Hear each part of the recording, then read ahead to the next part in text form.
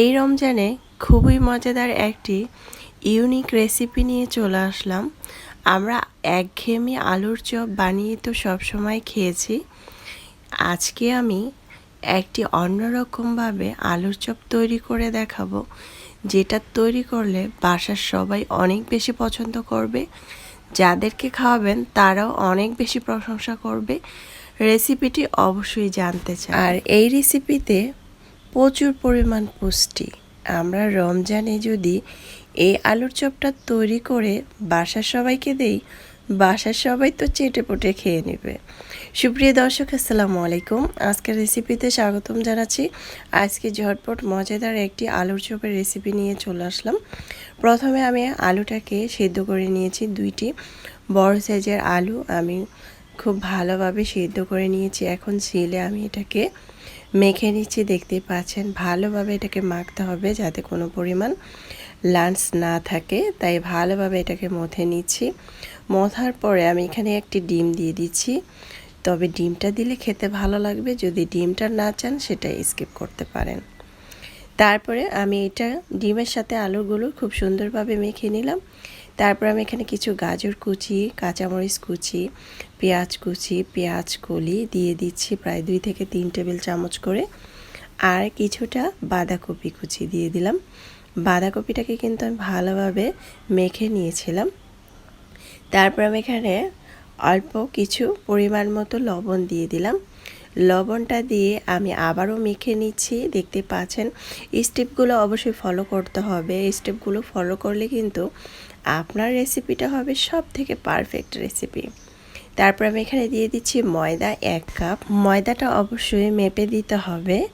আর 2টি আলুর মধ্যে 1 কাপ ময়দাই যথেষ্ট। তারপর আমি এখানে 1 চামচ চিনি দিয়ে দিলাম। চিনিটা আপনারা স্কিপ করতে পারেন আপনারা যদি না চান, তবে দিলে কিন্তু খেতে ভালো লাগবে। দিয়ে দিলাম 2 টেবিল চামচ তেল, রেগুলার রান্নার তেল। খুব সুন্দর করে মেখে নিচ্ছি। আর দিয়ে দিচ্ছি 2 টেবিল চামচ ইস্ট। বাসায় যদি ইস্ট না থাকে সেক্ষেত্রে স্কিপ করতে পারেন, তবে দিলে ভালো লাগবে, অনেকটা ফুলকো হবে, খেতেও অনেক ভালো লাগবে। তবে না চাইলে সেটা স্কিপ করতে পারেন। এখন আমি অনবরত নেড়ে চেড়ে এটা ঢাকনা দিয়ে ঢেকে রেখেছিলাম প্রায় 5 থেকে 10 মিনিটের মতো। দেখতে পাচ্ছেন কতটা ফুলে নরম তুলতুলে হয়ে গিয়েছে। এখন আবারও আমি এটাকে মেখে নিয়েছি। মেখে এভাবে হাতটাকে ভিজিয়ে তারপর এভাবে গোল শেপ করে এভাবে তেলের মধ্যে ছেড়ে দিতে হবে। পর্যাপ্ত পরিমাণ তেল দিয়েছি একটি প্যানের মধ্যে। তেলটা হালকা গরম হয়ে আসার পরে এক এক করে আমি ছেড়ে দিচ্ছি। আপনারা চাইলে গোল চামচ দিয়ে কিন্তু দিতে পারেন, তবে এভাবে হাত দিয়ে দিলেও কিন্তু হবে। বেশি চুলার আঁচ বাড়ানো যাবে না, চুলার আঁচ কমিয়ে দিয়ে এটাকে ভেজে নিতে হবে। আর দেখতে পাচ্ছেন আমি কিন্তু এক এক করে দিয়ে দিচ্ছি। দিয়ে এখন আমি 1 থেকে 1.5 মিনিট পর উল্টিয়ে দিচ্ছি। আর অবশ্যই এটাকে ধৈর্য ধরে ভাজতে হবে, কারণ উপর দিয়ে পুড়ে যাবে, ভিতর দিয়ে কাঁচা থাকবে, তাহলে কিন্তু খেতে ভালো লাগবে না। তাই ধৈর্য ধরে চুলার পাশে দাঁড়িয়ে এটাকে ভেজে নিতে হবে। আমি কিন্তু এপাশ ওপাশ করে লাল করে ভেজে নেব। অবশ্যই ধৈর্য ধরে এটাকে ভাজতে হবে, নাহলে ভিতর দিয়ে কাঁচা থাকবে, উপর দিয়ে পুড়ে যাবে, খেতে ভালো লাগবে না। তাই ধৈর্য ধরে চুলার পাশে দাঁড়িয়ে কিন্তু এটাকে ভাজতে হবে। আমি লাল করে এটাকে ভেজে নিয়েছি।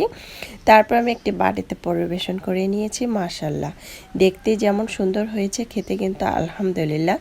এটা খেতে এতটাই মজাদার হয়েছিল আর এতটাই ক্রিসপি, খেতে অনেক বেশি মজাদার হয়েছিল। আপনারা যখন বাসায় তৈরি করবেন তাহলে বুঝতে পারবেন যে এটা কতটা ক্রিসপি আর কতটা মজাদার।